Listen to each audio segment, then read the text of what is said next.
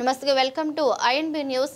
ఉప ముఖ్యమంత్రి బట్టి విక్రమార్క క్యాంపు కార్యాలయం ముట్టడించిన విద్యార్థి నాయకులు ఏఎస్ఎఫ్ నాయకులు ఫీజు రింబర్స్మెంట్ స్కాలర్షిప్ తక్షణమే విడుదల చేయాలని ఖమ్మం జిల్లా కేంద్రంగా ప్రభుత్వ విశ్వవిద్యాలయాన్ని ఏర్పాటు చేయాలని డిమాండ్ చేస్తూ ఏఎస్ఎఫ్ ఖమ్మం జిల్లా కమిటీ ఆధ్వర్యంలో ముందుగా నగరంలోని పీజీ కళాశాల నుండి బట్టి క్యాంపు కార్యాలయం వరకు ర్యాలీగా చేరుకున్న ఏఎస్ఎఫ్ నాయకులు విద్యార్థులు బట్టు కార్యాలయం ముట్టడించేందుకు యత్నించగా పోలీసు వారిని అడ్డగించి పోలీస్ స్టేషన్ కు తరలించారు।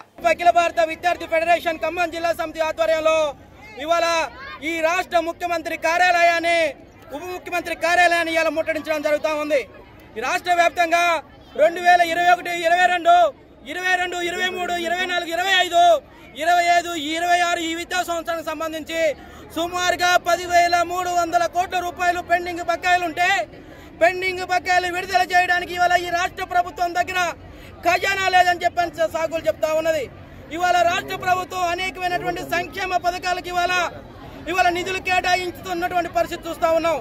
అంటే ప్రభుత్వానికి ఇవాళ రీఎంబర్స్మెంట్ స్కాలర్షిప్స్ పై ఆధారపడి చదువుతున్నటువంటి పేద మధ్య తరగతి విద్యార్థుల పైన ఇవాళ రాష్ట్ర ప్రభుత్వం సవితి తల్లి ప్రేమను కనబరుస్తా ఉన్నది।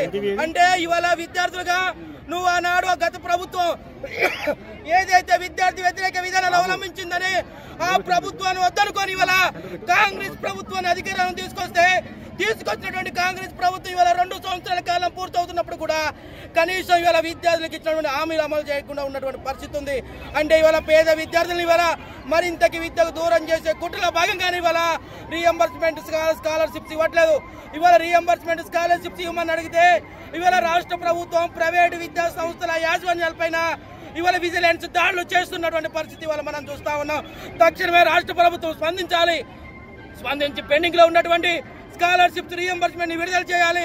దాంతో పాటు ఖమ్మం జిల్లా కేంద్రంగా ప్రభుత్వ విశ్వవిద్యాలయాన్ని ఏర్పాటు చేయాలని చెప్పేసి అనేక సంవత్సరాలుగా సుమారుగా 40 సంవత్సరాలుగా ఈ జిల్లా యూనివర్సిటీ కావాలని పోరాటాలు చేస్తా ఉన్నాం। దాంతో పాటు ఇవాళ నూతన జాతీయ విద్యా విధానం తీసుకొచ్చారు। ఇవాళ నూతన జాతీయ విద్యా విధానం 2020 అనే విధానం తీసుకొచ్చి ఇవాళ పేద మధ్య తరగతి బడుగు బలహీన వర్గాల విద్యార్థులకు ఇవాళ విద్యను మరింత దూరం చేసే కుట్రలో భాగంగానే ఇవాళ రాష్ట్ర ప్రభుత్వం కూడా ఇవాళ న్యూ ఎడ్యుకేషన్ పాలసీని అమలు చేస్తా ఉంది। తక్షణమే రాష్ట్ర ప్రభుత్వం నూతన జాతీయ విద్యా విధానానికి వ్యతిరేకంగా అసెంబ్లీలో తీర్మానం చేసి కేంద్ర ప్రభుత్వానికి సిఫార్సు పంచకపోతే ఏఐఎస్ఎఫ్ రాష్ట్ర వ్యాప్తంగా ఆందోళన కార్యక్రమాలు ఉధృతం చేస్తాం।